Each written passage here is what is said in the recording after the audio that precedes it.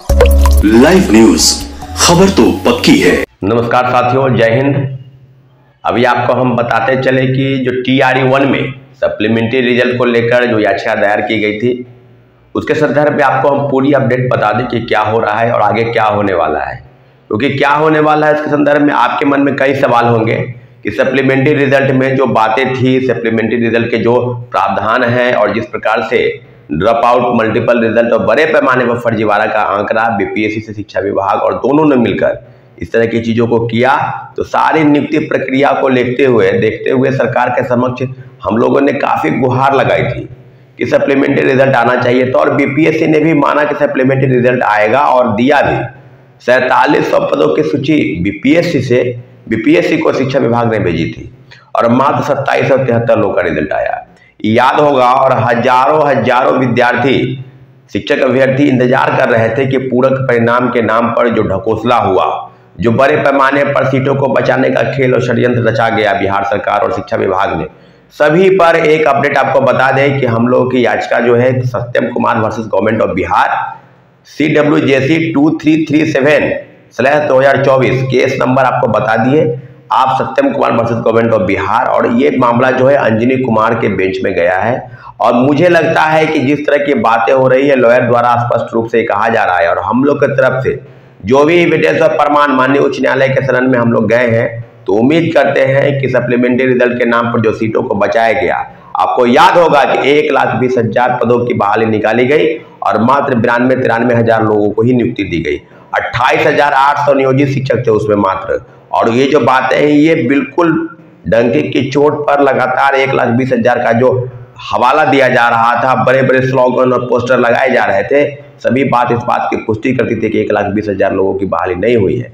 तो सारी चीज़ों पर, मल्टीपल रिजल्ट और ड्रॉप आउट और फर्जीवाड़े को लेकर जिस तरह के वक्तव्य BPSC चेयरमैन की तरफ से दिया जा रहा था, सभी चीज़ों को लेकर और मल्टीपल रिजल्ट पर जो बातें थी, उस सभी को लेकर हमने सप्लीमेंट्री रिजल्ट यानी पूरक परिणाम को लेकर जो याचिका दायर हुई है, उस पर आपको बता दें कि बहुत जल्द इस पर सुनवाई होते हुए, लगभग 2 सुनवाई हुई है और बहुत जल्द इस पर जो है हम लोग को जीत मिलने जा रही है। उम्मीद करते हैं माननीय उच्च न्यायालय छात्रों के हक में फैसला दे।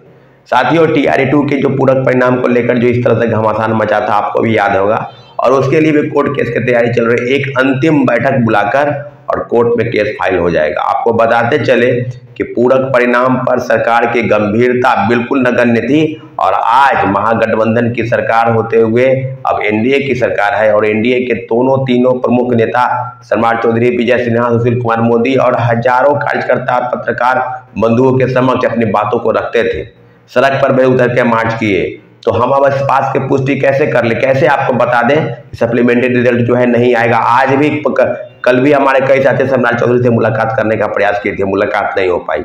आपको हम बता दें कि जो चीज़ें आप पूरक परिणाम को लेकर जो शायद लगभग 14,700 पदों की सूची शिक्षा विभाग ने BPSC को भेजी और अभी पुनः इस बात की पुष्टि और प्रमाणिकता के साथ कि आगे क्या होगा, क्या हम लोग चुप बैठेंगे कि नहीं होगा, क्या होगा। लेकिन इतना जरूर है कि सप्लीमेंट्री रिजल्ट पर छात्रों अभ्यर्थियों का पूरा अधिकार है। आपको बताते हैं कि सीटेट अपीयरिंग की मांग को लेकर, STT अपीयरिंग की मांग को लेकर और 10 वर्ष की छूट की मांग को लेकर लगभग 4-5 प्रमुख बिंदुओं पर हम लोगों ने लगातार तमाम जो घटक दल के नेता हैं भारतीय जनता पार्टी के और जनता दल यूनाइटेड के, उनसे मुलाकात करने का प्रयास किया।